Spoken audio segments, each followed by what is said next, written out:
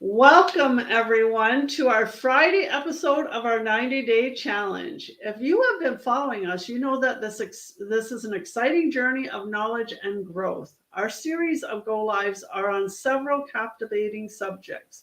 We invite you to join us to expand your knowledge and challenge your limits, and maybe even ignite your passion for trying something new. In this series, we are exploring the following topics: health and well being, inspiration, utilizing the online space, expert business knowledge, and gardening.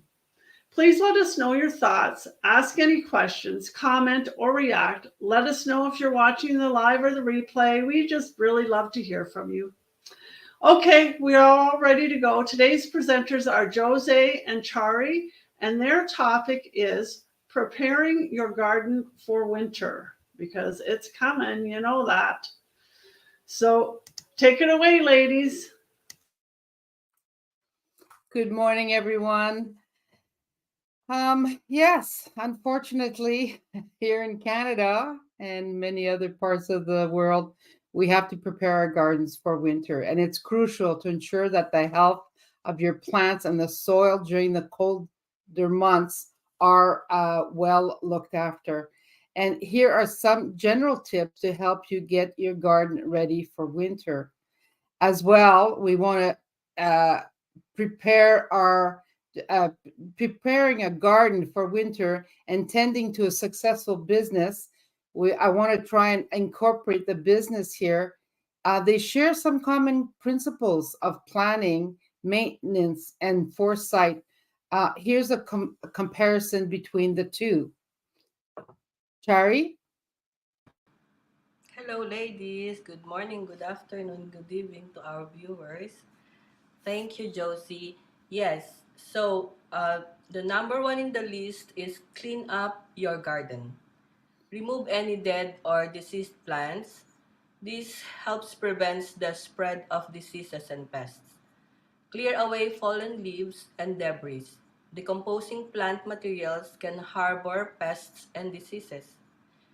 The same like in business, periodically evaluating and removing unproductive strategies. Products or processes helps maintain efficiency and growth. Back to you, Josie. Very good. Also, pruning perennials. Trim back perennials that have finished flowering. This promotes new growth in the spring. Cut back any dead or damaged branches on any shrubs or trees.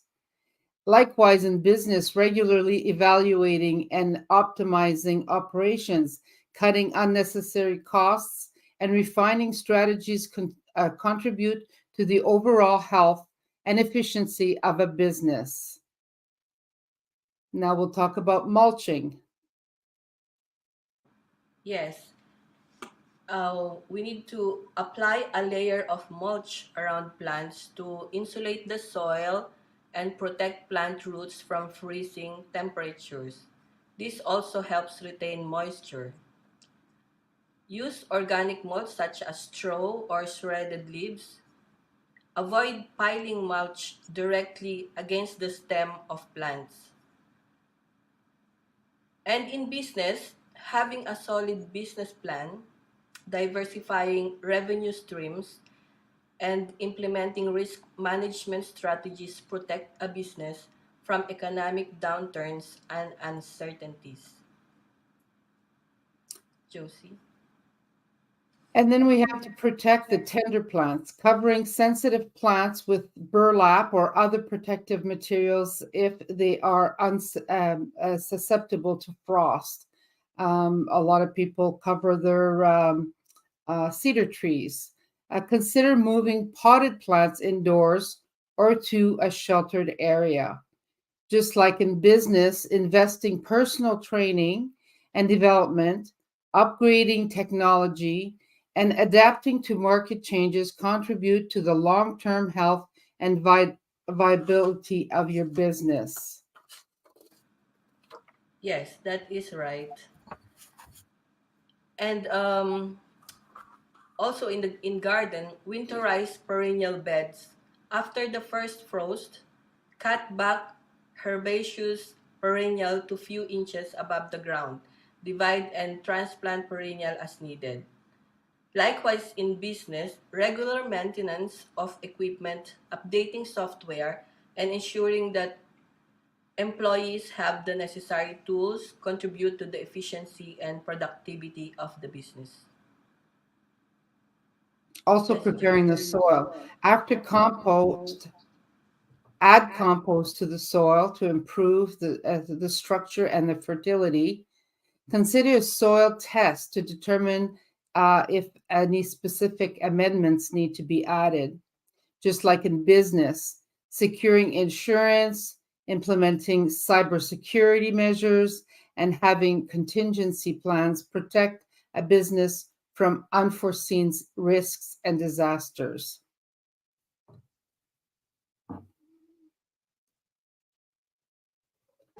Sorry about that one. Another thing also is clean and store garden tools. Clean and sharpen your garden tools before storing them for the winter. This prevents rust and ensures they are ready for use in the spring. Likewise, in the business, regularly investing in marketing, customers' engagement, and innovation nourishes a business, ensuring its sustained growth. Even trees and shrubs need to be protected.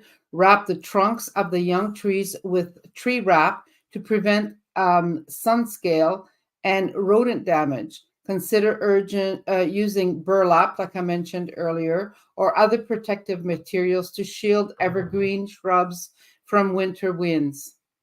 Just like in business, strategic planning, analyzing performance metrics, and learning from past successes and failures contribute to a long term business success. Back to you, Chari. We have also here winter watering. Water your plants well before the first hard freeze. Moist soil holds heat better than dry soil. Water evergreen plants periodically throughout the winter if there is a lack of precipitation. Also in the business, adapting marketing strategies, product offerings, and operation to seasonal changes or market trends ensures relevance and competitiveness. And then we need to check with garden structures. It's the time to repair things like your trestles and your fences before winter storms arrive. And then in business, continuous monitoring of key performance indicators, customer feedback, and market trends is essential for business success. Chari? Yeah, another thing also in the winter, winterized irrigation systems. Drain and winterize irrigation system to prevent damage from freezing. We need to have plan for this spraying. Take note of what worked well and what didn't in your garden during the growing season. Use this information to plan for the next year. Josie.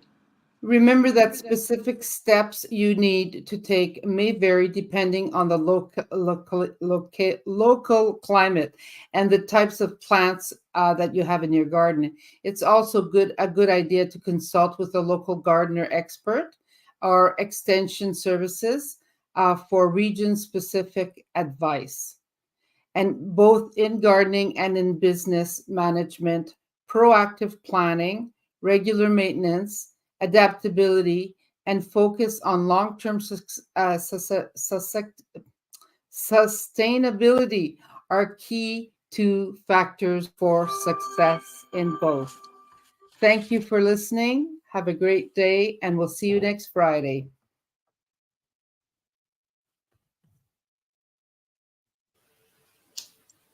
Thank you, Jose and Chari. That was great. There's a lot of information in there.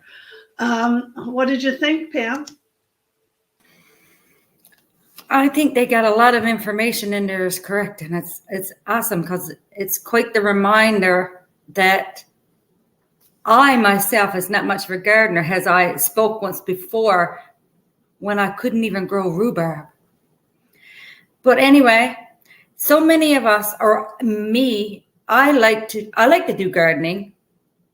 But to what extent do I like to do gardening? How much time am I going to put into it?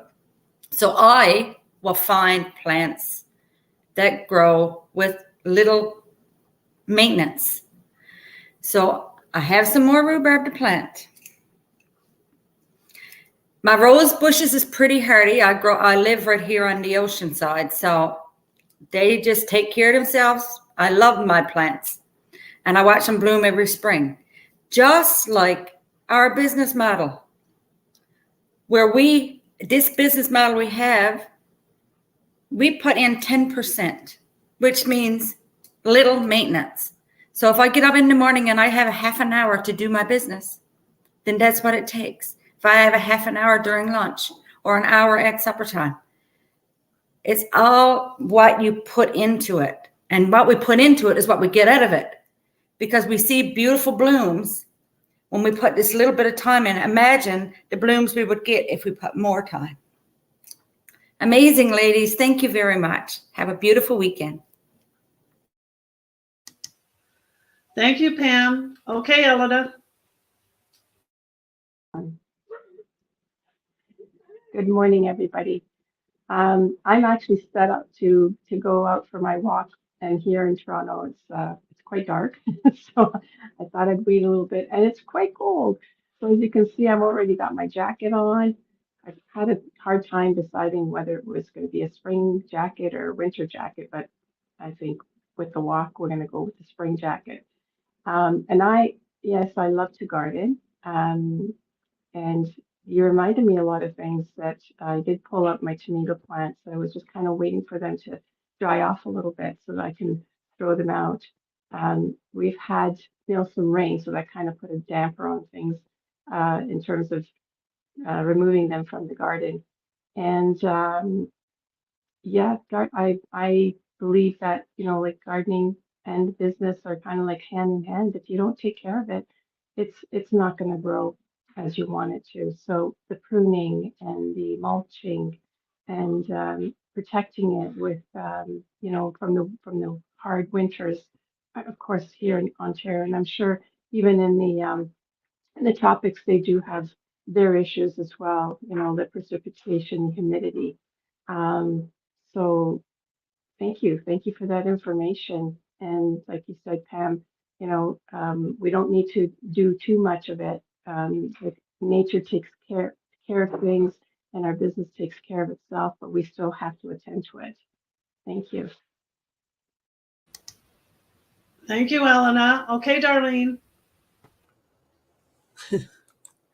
Wow, girls. Josie and Shari, you really covered an awful lot in this right here. Oh my goodness.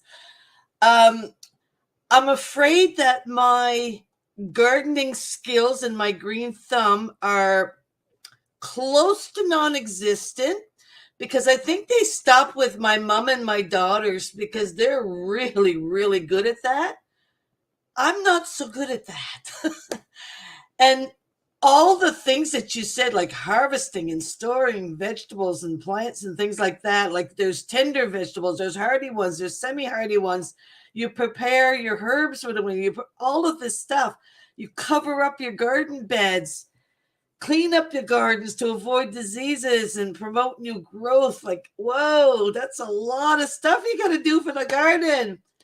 But that's kind of like taking care of yourself in a way. Like you have to do all that to make sure that you remain healthy and ready for winter and the following spring and summer. If you got to mulch as well, I've heard of that one, but I don't really know a lot about it. I'd probably have to get a gardening for dummies or something like that for me to be able to do that kind of thing. I remember my sister-in-law, she used to cover her plants and cover her flowers and all that stuff for winter. and I'd leave my poor little patch out there just take care of itself. And I guess God was good to me because he took care of my things and they actually look prettier than hers. But anyways, I'm not a very good gardener, but I do like for vegetables and things like that, I can grow a good garden. I can do that.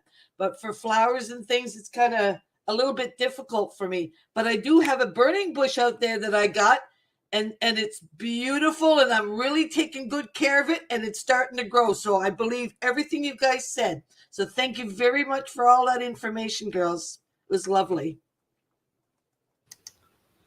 Thank you, Darlene. That was great. Great points by everyone. But it's just like the garden. A lot of the main work is in the setup. So you set it up, you do your, I'm not much of a gardener either, but you rototilling and planting and putting it up. But there's shortcuts as well where you can, for the weeding, you can put things under the soil. I know this. You can verify or not, Jose and Chari, where you don't have to do as much weeding. So in business, it's the same thing. You set it up so that you can just tend to it when you have the time to tend to it, right? Like when you do it, like for like when Pam was saying, like she does a little bit in the morning and a little bit at lunch and a little bit at night. Other people sit down for, a couple hours and do it all at once.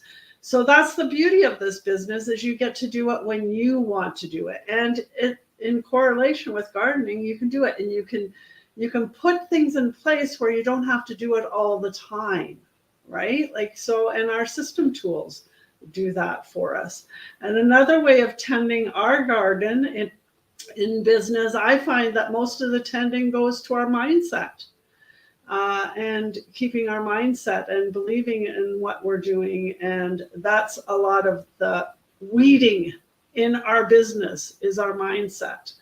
But it just becomes part of the routine. It's just like any other job or any other hobby that you do. It becomes part of your life, part of your routine. It's not like you're sitting here 8 hours a day just tending to your business. None of us do that. It's according to your schedule, and that's the beauty of it. Okay, so I hope that everybody enjoyed this presentation and received some awareness around this subject. We would love to hear your feedback. As business owners, we are doing this 90-day challenge to expand our own knowledge as well. It only adds to our personal and business growth, which is important to each one of us. Mindset. If being in a positive growth mindset environment appeals to you, and if you are at all curious about what we do, send us a message, and it would be our pleasure to enlighten you on all the benefits of this journey. The heart of a garden is where your dreams take root, where your hopes become blossoms, and where your love for the earth becomes its greatest expression. So I'm signing off now. I hope you all have a wonderful day. Take care, everyone.